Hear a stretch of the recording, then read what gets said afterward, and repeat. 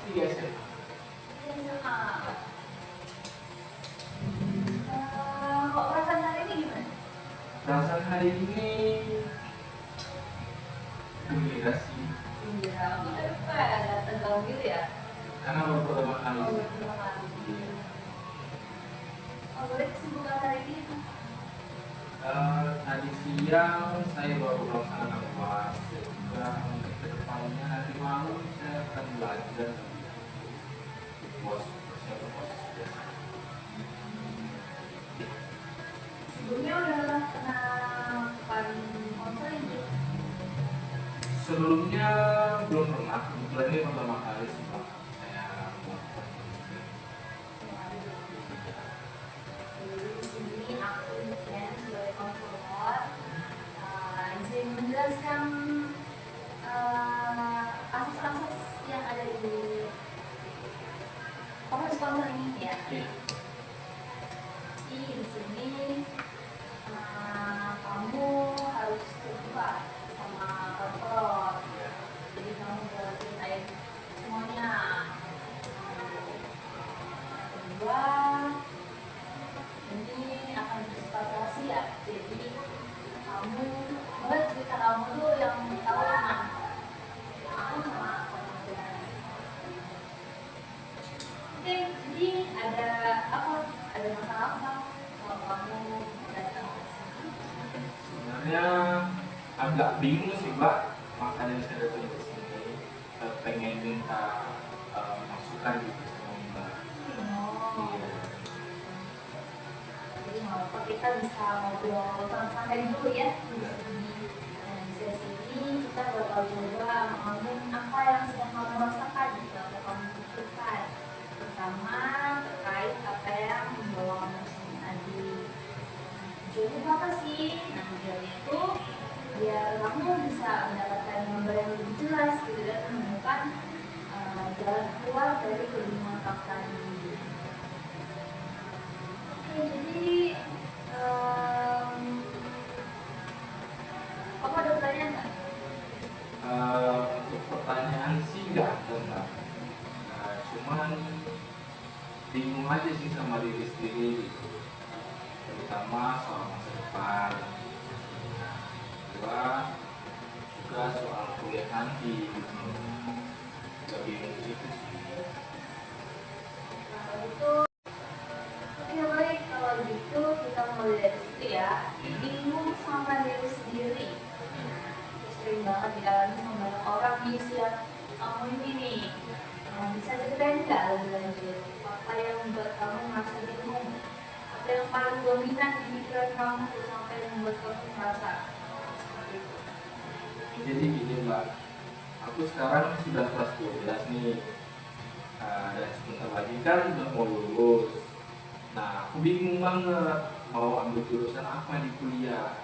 Aku suka banget sama seni, kayak menggambar, melukis, sama desain. Juga aku sering banget menghabiskan waktu luang buat itu. Tapi orang tua aku bilang jurusan seni itu cuma cari kerja. Prospek kerjanya itu kayak nggak jelas gitu loh Mbak, dan gaji juga kecil. Mereka justru menyarankan aku ambil akuntansi karena katanya lebih pasti, lebih banyak dibutuhkan di perusahaan-perusahaan itu Mbak. Oke. Sini aku mengerti kata kamu. Jadi ada dua tarikan yang berbeda ya di sini. Yang pertama, passion. Yang kedua, harapan ya. Iya. Harapan orang tua. Iya. Passion kamu itu di seni dan harapan kamu di harapan orang tua di akuntansi. Oke, kalau boleh tahu apa yang spesifik bikin kamu suka di sini? Dan sejak kapan ada ketertarikan itu? Aku suka bikin seni Mbak, rasanya senang kalau bisa bikin sesuatu yang cantik gitu, yang punya nilai estetika juga, kayak poster untuk acara sekolah, ilustrasi untuk cerita pendek, atau bahkan cuma coret-coret di buku kertas atau buku cetak saja gitu. Aku merasa ide-ide itu mengalir saja. Terus aku juga pernah ikut lomba desain senang, bahkan desainku dipakai untuk merchandise sekolah gitu. Dan itu rasanya bangga banget.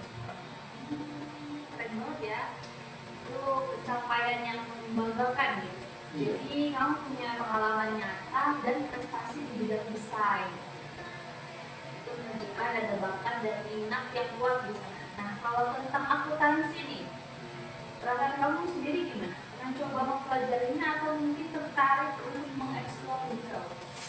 Nggak terlalu tertarik sih Mbak. Aku juga cuma ikut-ikutan untuk belajar akuntansi. Pas ada tambahan pelajaran di sekolah, rasanya itu susah banget. Banyak angka, tabel, jurnal, bikin pusing dan stres. Aku jujur takut kalau ambil akuntansi. Aku nggak bakal enjoy juga, malah jadi tertekan sama kuliah dan kerja nanti gitu. Aku takut nggak bisa serius jalanin aja sih Mbak. Jadi ada perbedaan cukup signifikan ya antara apa yang kamu suka dan apa yang diharapkan orang tua.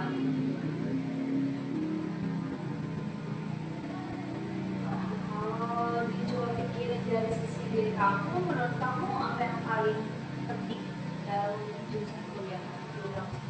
Misalnya, kamu ingin jurusan yang sesuai dengan passion dan minat kamu, atau yang punya prospek kerja yang sangat jelas, atau mungkin kombinasi dari keduanya. Aku pengen yang sesuai passion sih Mbak, pastinya. Itu nomor satu. Aku mikir kalau aku jalanin sesuatu yang aku suka, pasti lebih semangat dan hasilnya lebih memuaskan. Dan juga di sisi lain aku juga takut kalau nanti susah cari kerja atau orang tuaku kecewa gitu. Aku bingung harus menyeimbangkan keduanya gimana. Aku nggak mau mereka kecewa, tapi aku juga nggak mau menyesal. Itu perasaan yang wajar ya, banyak orang mengalami hal yang ini. Kita akan coba petakan dulu minat dan kemampuan secara objektif, lalu lihat bagaimana cara menyatukan ini dengan peluang-peluang yang ada di dunia kerja. Mungkin ada jalan tengah yang belum kamu lihat. Apa kamu bersedia kalau kita coba tes sederhana untuk melihat minat dan bakat kamu lebih jelas? Boleh banget sih Mbak. Tapi tes apa? Aku penasaran. Jadi itu tuh pakai alat sederhana namanya Holland Code atau Barisek. Nah, ini adalah salah satu instrumen yang cukup populer untuk melihat tingkat kepribadian dan minat kamu yang paling dominan. Nanti kamu bakal menjawab beberapa pertanyaan tentang aktivitas apa yang kamu lakukan dan apa yang kamu anggap penting. Setelah itu kita cocokkan dengan jurusan atau karir yang sesuai dengan kebutuhan. Gimana siap untuk mencobanya? Siap Pak. Aku sudah siap untuk tahu lebih banyak tentang itu. Oke, jadi ini kuesionernya kamu boleh kerjain selama 5 menit.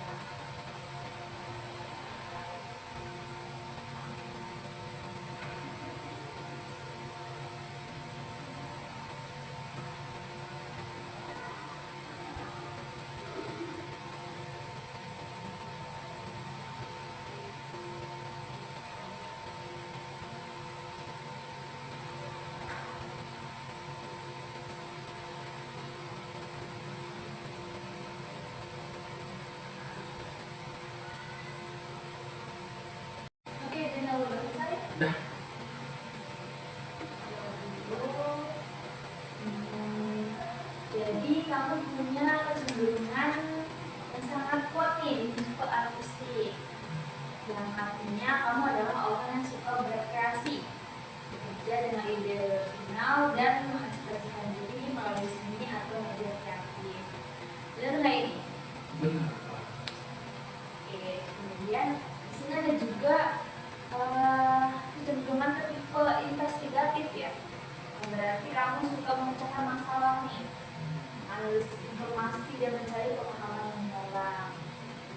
Kalau ini digabungkan, untuk tipe ini dengan minat kamu tadi, jurusan yang sesuai itu ada di desain komunikasi visual di kafe ya. Nah, dan desain produk atau bahkan seni murni. Nah, kamu bisa menggabungkan kreativitas kamu ini dengan kemampuan kamu tadi dalam menganalisis dan memecahkan masalah melalui desain. Apa pendapat kamu tentang hasil ini? Apakah ini mencerminkan diri kamu? Iya mbak, ini mencerminkan banget sih diri aku ya. Aku memang suka banget yang namanya itu artistik dan juga desain komunikasi visual. Kayaknya menarik banget sih.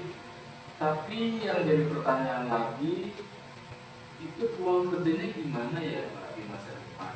Dan apa benar seperti kata orang tuaku yang background susah untuk cari kerja? Oke, soal itu pertanyaan yang sangat penting dan realistis ya. Nah, justru disinilah kita bantu mencerminkan informasi itu. Nah, bidang desain visual, khususnya desain komunikasi visual, itu saat ini tuh justru sangat diminati gitu dan berkembang pesat, apalagi di era digital ini. Nah, kamu bisa jadi desainer grafis yang membuat logo atau grafik atau materi promosi itu. Nah, kamu bisa jadi ilustrator juga, membuat ilustrasi buku, game atau media-media gitu. Nah, bahkan ada bidang yang sedang naik daun, yaitu UI atau UX, desainer untuk aplikasi atau website gitu ya. Nah, di mana kamu bisa menggabungkan estetika dan fungsi agar aplikasi itu mudah digunakan. Prospeknya itu juga sangat luas dan tentu aja untuk sukses itu di bidang ini kamu perlu terus mengembangkan skill dan juga membangun portfolio yang kuat. Kamu juga harus familiar gitu ya dengan software, desain seperti Adobe Photoshop, Illustrator, InDesign atau bahkan software 3D. Nah, bandingkan dengan akuntansi tadi, memang prospek kerjanya tuh stabil dan banyak dibutuhkan gitu. Tapi kalau kamu kurang enjoy dan merasa tertekan itu bisa membuat kamu sulit di perjalanan studi atau pada kamu nanti. Menurut kamu setelah mendengar informasi ini, langkah yang konkret buat kamu coba lakuin apa? Aku jadi lebih semangat sih mbak. Aku pengen coba pelajari lebih lanjut soal desain komunikasi visual ini dan juga cari tahu kurikulumnya gitu. Kampus mana yang bagus, tapi yang paling penting aku juga harus ngomong sama orang tuaku juga sih.